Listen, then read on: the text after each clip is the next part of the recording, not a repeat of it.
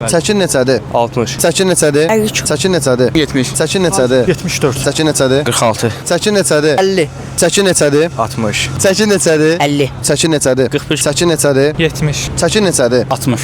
Çəkin neçədir? 50. Çəkin neçədir? 90 kilo. Çəkin neçədir? Bilmirəm. Çəkin neçədir? 75. Çəkin neçədir? 64. Çəkin neçədir? 63. Çəkin neçədir? 92. Çəkiniz neçədir? 92. Çəkin neçədir? 49. 65. 59. 96. 93. Çəkin neçədir? 60. Neçə kilosan? 67. Qardaşım salam, necəsən? Abi sen nedir? Neçə kilosan? Neçə kiloyam? Hə. 73. 73. Ayda 5 manat qazan. Tut bunu. Tut bunu. Gözlə gözlə. Kameraya tut düşsün o da. Bax 5 manat qardaşım qazandın. Bax bu sənin pulundur, yaxşı? Bu pulla nə edəcəksən bu pulla? Vallahi onu verin Təbrizə mərasiyədiyəm. Mən gələ bilmirəm. Nəyə xərcləyəcəksən bu pulu? Geri atarım öz kartına. Eləmi? Ha. Rusiyaya bizdən dəstək. Sağ ol abi, müğayət ol. Heç Sağ ol. növbəti videolarda görüşərik. Sağ ol. Ağır kitabdıq. Siz də iştirak edin, qazanın.